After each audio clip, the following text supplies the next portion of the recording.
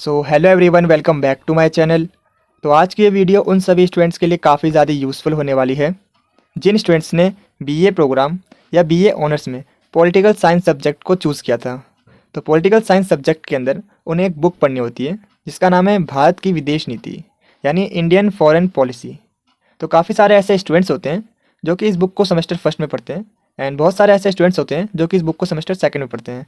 तो आज की ये वीडियो उन दोनों ही सेमेस्टर के स्टूडेंट्स के लिए काफ़ी ज़्यादा यूज़फुल होने वाली है, क्योंकि आज की इस वीडियो में हम इस बुक के यूनिट फर्स्ट के मोस्ट इंपॉर्टेंट क्वेश्चंस के बारे में डिस्कस करने वाले हैं। एंड इसके अलावा आज की इस वीडियो में हम जानेंगे हमें अपने आंसर्स को एग्जाम में किस तरह से प्रेजेंट करना चाहिए सो दैट हम अच्छा स्कोर कर सकें अपने एग्जाम में। एंड एज यू नो, हम अपनी वीडियो में आपको सिर्फ और सिर्फ इंपॉर्टेंट कंटेंट ही पढ़ाते हैं जो कि आपके एग्जाम के पॉइंट ऑफ व्यू से काफ़ी ज़्यादा इंपॉर्टेंट होते हैं, बेसिकली जिन टॉपिक से आपके एग्जाम में क्वेश्चन पूछे जाते हैं। तो बिना टाइम वेस्ट करते हुए हम बढ़ते हैं अपने वीडियो की तरफ। तो वीडियो में आगे बढ़ने से पहले अगर मैं आपको बताऊं इस पूरी वीडियो में आपको क्या जानने को मिलेगा, या फिर आप कह सकते हो इस पूरी यूनिट के अंदर आपको किन टॉपिक्स को अच्छे से कवर करना है जिनसे जनरली आपके एग्जाम में क्वेश्चन देखने को मिलते हैं, तो वो टॉपिक है यूनिट फर्स्ट के अंदर आपको बेसिकली समझना है कि आखिर ये विदेश नीति होती क्या है और इसके निर्धारक करने वाले तत्व कौन से होते हैं, और इसके अलावा जो भारत की विदेश नीति है उसको आकार देने वाले कौन कौन से कारक हैं। अगर आपने इन टॉपिक्स को अच्छे से कवर अप कर लिया तो इस यूनिट से अलग अलग लैंग्वेज में जो आपसे एग्जाम में क्वेश्चन पूछे जाते हैं आप उनका आंसर इजीली दे पाओगे।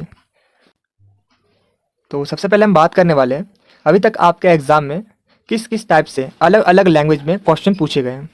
तो जैसा कि आप चेक कर पाओगे, इसमें आपसे पूछा गया है विदेश नीति क्या है, भारत की विदेश नीति के घरेलू एवं अंतर्राष्ट्रीय निर्धारक तत्वों की समीक्षा कीजिए। या फिर आपसे एग्जाम में पूछा जा सकता है ऐसे कौन से कारक हैं जो भारत की विदेश नीति को आकार प्रदान करते हैं। या फिर आपसे एग्जाम में पूछा जा सकता है भारत की विदेश नीति के राजनीतिक एवं सामाजिक निर्धारक तत्वों का परीक्षण कीजिए। तो अगर आप इन सभी क्वेश्चन को पढ़ोगे तो आप एक कंक्लूजन पर पहुंचोगे। इन सभी क्वेश्चन में आपको 2 से 3 ऐसे पॉइंट्स हैं जो कि आपको एक्सप्लेन करने होते हैं, जिसमें सबसे पहले हमें बताना होता है आखिर ये विदेश नीति होती क्या है। इसके बाद हमें बताना होता है जो विदेश नीति के निर्धारक तत्व हैं या कारक हैं, दोनों का मतलब सेम है, या तो आपसे कारक पूछे या निर्धारक तत्व, दोनों का मीनिंग जो है वो सेम है। अब निर्धारक तत्व यानी कारक के अंदर 2 टाइप्स आते हैं, एक तो घरेलू कारक होते हैं और दूसरे होते हैं अंतर्राष्ट्रीय कारक। और इन दोनों के अंदर ही जो कारक होते हैं कुछ राजनीतिक होते हैं, कुछ सामाजिक होते हैं और कुछ सांस्कृतिक कारक होते हैं जो कि किसी भी देश की विदेश नीति को प्रभावित करते हैं। तो इस तरीके से हमें एक्सप्लेन करना है। और इसके बाद अब हमें बताना है कि जो भारत की विदेश नीति है उसको निर्धारक करने वाले कौन कौन से ऐसे कारक हैं उनके बारे में हमें एक्सप्लेन करना है। तो बिना टाइम वेस्ट करते हुए हम बढ़ते हैं अपने आंसर की तरफ। तो अपने आंसर में सबसे पहले हम बताएंगे आखिर विदेश नीति होती क्या है। तो देखिए, विदेश नीति प्रत्येक देश की सरकार अपने राष्ट्र हितों को ध्यान में रखते हुए दूसरे देशों के साथ जो भी सामाजिक, आर्थिक या राजनीतिक नीतियाँ बनाती है उसको उस देश की विदेश नीति कहते हैं।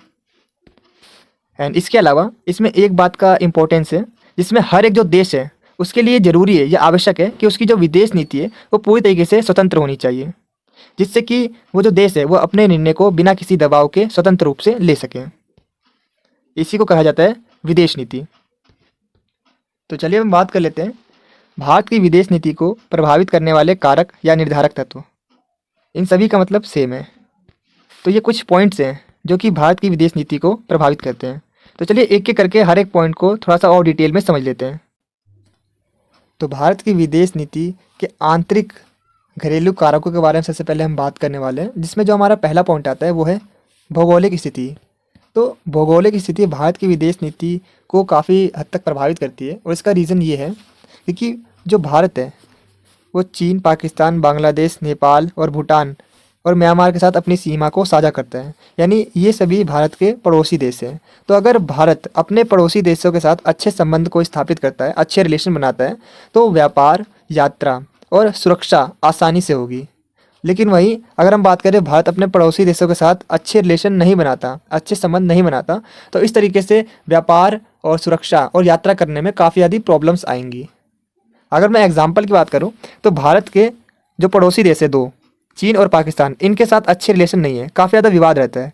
तो ऐसी कंडीशन में भारत को हमेशा अपनी सीमाओं पर सैनिकों को तैनात करना पड़ता है। और वही अगर हम दूसरी तरफ बात करें, भारत के रिलेशन नेपाल और भूटान के साथ काफ़ी ज़्यादा अच्छे हैं।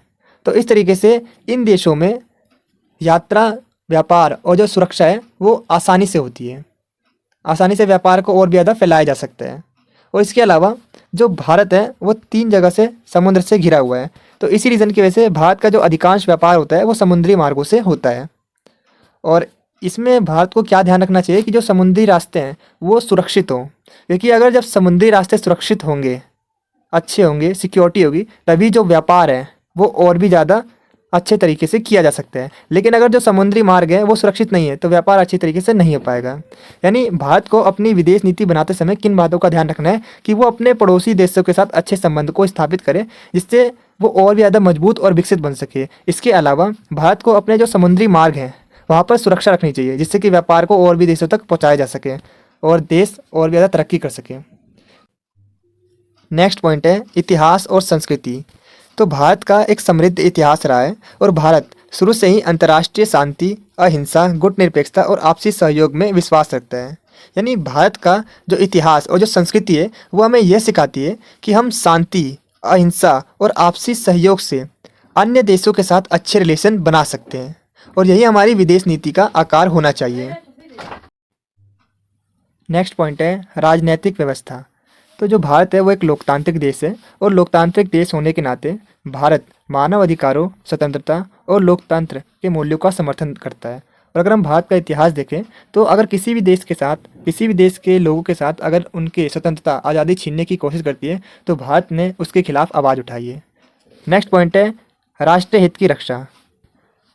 राष्ट्रीय हित भारत की विदेश नीति का सर्वोपरि सिद्धांत है, जिसका अर्थ यह है कि भारत उन सभी नीतियों को अपनाएगा जो कि नागरिकों और राष्ट्र के हित में हो। और इसका जो मेन ऑब्जेक्टिव है वो राष्ट्र हितों की रक्षा करना है, जिसके अंदर हम राष्ट्र की एकता और अखंडता, सुरक्षा को मजबूत करना और शांति और स्थिरता को शामिल करते हैं। तो चलिए अब हम बात करते हैं भारत की विदेश नीति को प्रभावित करने वाले अंतर्राष्ट्रीय कारकों के बारे में, जिसमें जो हमारा पहला पॉइंट आता है वो है पड़ोसी देशों के साथ मैत्रीपूर्ण संबंध।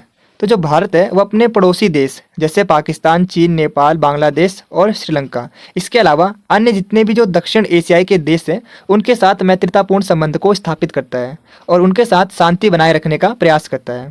इसके अलावा भारत अपने पड़ोसी देशों की हर प्रकार से सहायता करता है, आर्थिक सहायता से लेके फूड तक प्रोवाइड करता है भारत। तो इस तरीके से हम देख सकते हैं जो भारत के रिलेशन है अपने पड़ोसी देशों के साथ वो काफ़ी ज़्यादा अच्छे रिलेशन है।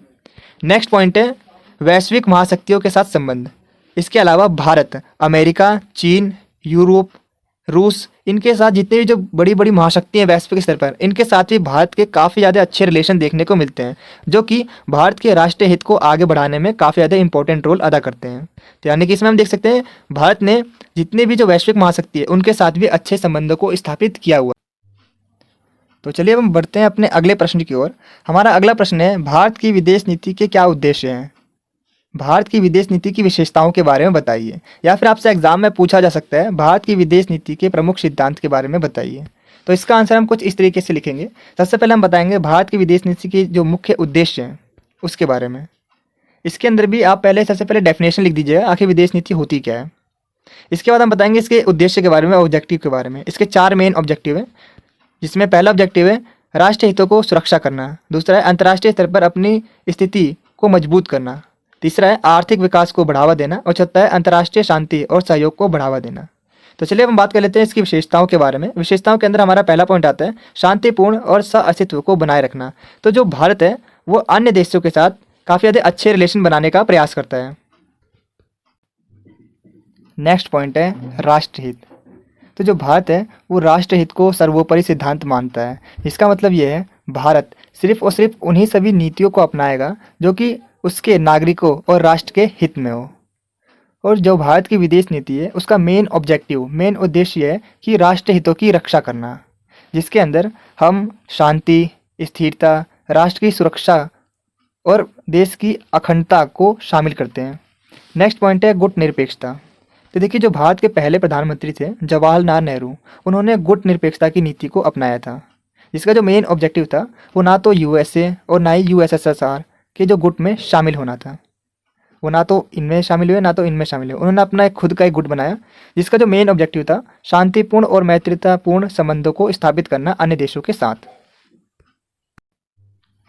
नेक्स्ट पॉइंट है विकासशील देशों का समर्थन। तो जो भारत है वो शुरू से ही विकासशील देशों का समर्थन करते हुए आया है। 5वां पॉइंट है हमारा पंचशील के सिद्धांत। तो भारत के कुछ सिद्धांत हैं जिन्हें वो फॉलो करने के लिए कहता है अपनी विदेश नीति में, जिसमें पॉइंट्स हैं एक दूसरे पर आक्रमण ना करना, एक दूसरे के आंतरिक मामलों में हस्तक्षेप ना करना और शांति को बनाए रखना। ये सभी कुछ पॉइंट्स हैं जिसे पंचशील सिद्धांत कहा गया। नेक्स्ट पॉइंट है अंतर्राष्ट्रीय कानून और न्याय का सम्मान। तो जो भारत है वो अंतर्राष्ट्रीय कानून और न्याय का सम्मान करता है और अंतर्राष्ट्रीय विवादों को शांतिपूर्ण तरीके से समाधान करने के सिद्धांत को बढ़ावा देता है। सातवां पॉइंट है वैश्विक शांति और सुरक्षा। तो भारत ने हमेशा से वैश्विक शांति, सुरक्षा और अंतर्राष्ट्रीय विवादों को शांतिपूर्ण तरीके से समाधान करने के जो सिद्धांत है उस पर बल दिया है, उसकी नीतियों को अपनाने के लिए कहा है। और इसके अलावा भारत ने शीत युद्ध के टाइम पर भी जितने भी जो संघर्ष होते हैं, जितने भी जो मतभेद थे, उनको कम करने के लिए हर संभव प्रयास किया था। नेक्स्ट पॉइंट है साम्राज्यवाद और औपनिवेशिकवाद का विरोध। तो भारत साम्राज्यवाद और औपनिवेशिकवाद का विरोध करता है क्योंकि उसने भी खुद ने साम्राज्यवाद और औपनिवेशिकवाद को झेला है। इसीलिए भारत ने इंडोनेशिया को डचों के औपनिवेशिक से मुक्त कराने के लिए सहायता की थी। नेक्स्ट पॉइंट है पड़ोसी देशों के साथ मैत्रीतापूर्ण संबंध। तो जैसा कि मैंने आपको बताया था, भारत अपने पड़ोसी देशों के साथ काफ़ी अच्छे रिलेशन बना के रखता है और शांति बनाए रखने का प्रयास करता है। इसके अलावा वो अपने पड़ोसी देशों को हर प्रकार की सहायता प्रदान करता है, आर्थिक सहायता से लेकर खाद्य जो फूड है उन्हें भी प्रोवाइड करता है।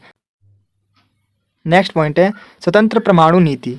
तो भारत की जो परमाणु नीति है उसमें यह स्पष्ट प्रावधान है कि भारत केवल शांतिपूर्ण कार्यों के लिए परमाणु जो बम है, जो परमाणु हथियार है, उनका उपयोग करेगा। इसके अलावा भारत पहले परमाणु हथियार का इस्तेमाल नहीं करेगा। यानी अगर कोई दूसरा देश भारत पर परमाणु अटैक करता है तो अपने सेल्फ डिफेंस के लिए भारत अपने परमाणु नीतियों का उपयोग करेगा। नेक्स्ट पॉइंट है स्वतंत्र विदेशी नीति।